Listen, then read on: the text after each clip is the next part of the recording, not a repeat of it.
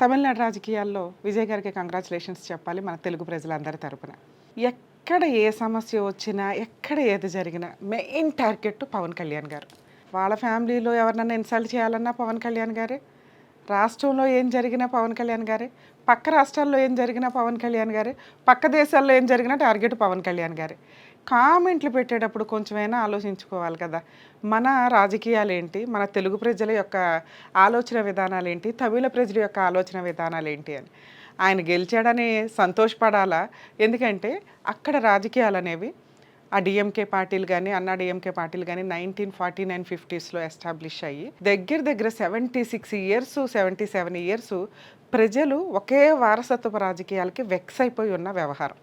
ఈ టైంలో మేబీ రజనీకాంత్ గారు వచ్చితే గెలిచేవాళ్ళేమో, కమల్ హాసన్ గారు కూడా రాజకీయాల మీద ఇంట్రెస్ట్, ఆయన వస్తే ఆయన గెలిచేవాళ్ళేమో. ఇతను దళపతి విజయ్ గారు కొంచెం ఇంట్రెస్ట్‌గా రాజకీయాల్లోకి రావడం, షార్ట్ టైంలోనే మంచి మెజారిటీ తోటి గెలవడం. ఎందుకంటే అక్కడ ప్రజలకి పెద్ద సమస్యలు ఇప్పటికిప్పుడు ఆలోచించాల్సిన సమస్యలే ఉండవు. జనరల్‌గా డెవలప్‌మెంట్‌కి సంబంధించిన సమస్యలు ఉంటాయి. మార్పు కోరుకోవడం సహజం. అందులోనూ ఈయనకి చాలామంది అభిమానులు ఉంటారు. ఆటోమేటిక్‌గా ఆయన గెలిచాడు. ఇండివిడ్యువల్‌గా డెసిషన్ తీసుకొని గెలవడం అనేది నిజంగా అప్రిషియేట్ చేయదగ్గ విషయమే.